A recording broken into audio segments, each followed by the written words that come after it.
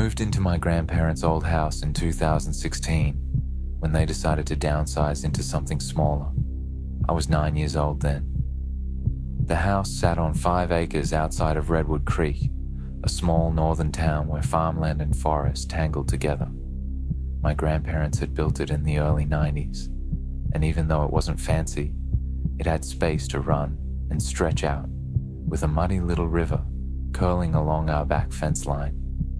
On one side of our property stood a place that gave me chills even as a kid.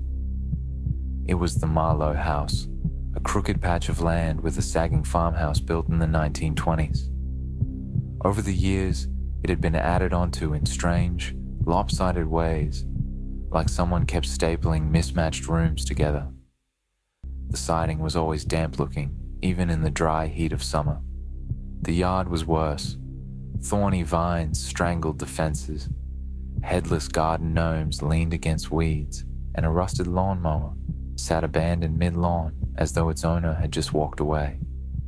Grocery bags clung to tree branches like pale ghosts. It was the kind of place you walk past quickly, holding your breath. At that time, it was home to 2 elderly sisters, June and Margaret Marlowe, along with 3 kids who were their grandchildren. June was quiet, always rocking on the porch in a faded blue chair. Margaret was sharper, her voice cutting through the air whenever she spoke, but her body moved slow, like every bone ached. They were in their 70s at least. The kids were Noah, who was my age, and 2 younger girls, Ella and Sophie, about the same age as my little sister. Noah was off. I never liked him. Still, since we were in the same grade, we were forced together often. He didn't understand boundaries.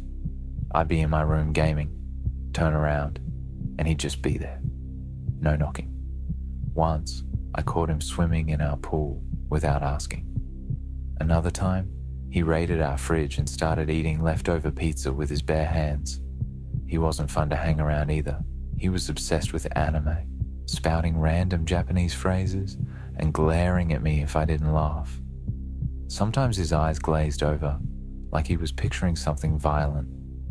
Once, he chased me around the yard with sharp garden shears, laughing like it was a game. Another time, on the rickety wooden bridge that crossed the creek between our properties, he shoved me hard enough that I nearly fell. He claimed it was a joke, but the smile he gave after told me otherwise. His sisters were the opposite, quiet, fragile. Their clothes were always dirty, their words garbled from speech problems no one seemed to be helping with. They flinched at sudden movements and always looked hungry. Their dad was in and out of jail, which left their mother, Carla, to raise them. The first time I met Carla, she was at the spigot near our property line, fighting with the hose.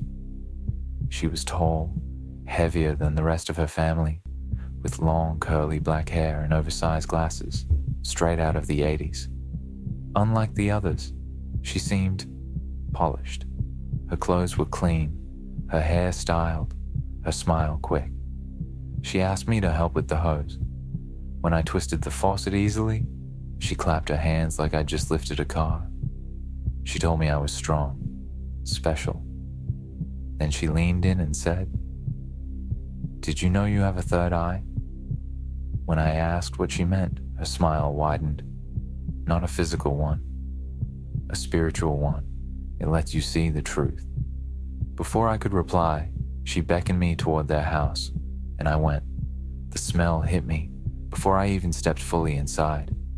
Rot, mildew, spoiled food, and something worse I couldn't name. Trash spilled from torn bags. Plates of molding food sat on the counters. Dirty diapers stuffed behind the couch. I wanted to leave, but Carla caught my wrist and pulled me upstairs. Her room was a jarring contrast. Clean, pristine, pink wallpaper, porcelain dolls lined up neatly, an antique vanity that smelled faintly of rose water and old perfume. It felt like I'd stepped into another world entirely. She had me sit on a small stool, then pulled out a silver tray from her vanity. On it was a black candle, a crystal, and a thick leather book with a pentagram burned into the cover. My stomach dropped. My parents were Catholic.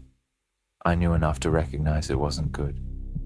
Then I noticed the symbol again, etched into the floorboards under the carpet's edge, carved into the mirror's frame, even painted faintly on her jewelry box. I bolted.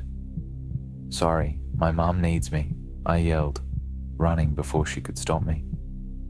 In 2019, Margaret died of a heart attack inside that house. They said she collapsed in front of the kids. At her funeral, in a shabby Baptist church, the family barely reacted.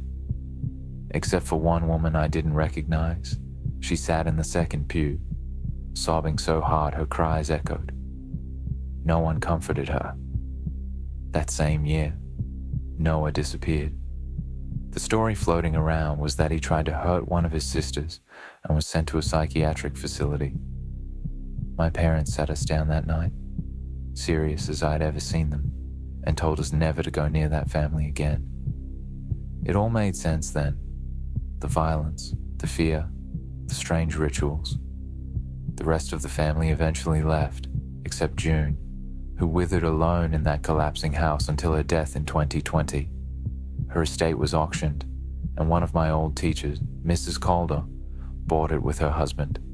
They tore most of it down, except the original 1920s section, the same part where Carla's room had been. When Mrs. Calder invited us to see the renovations, everything looked beautiful. Fresh paint, open floors, modern appliances. But when she led us upstairs into that room, my skin crawled. I could feel it. Even under new carpet, I knew the pentagram was still there.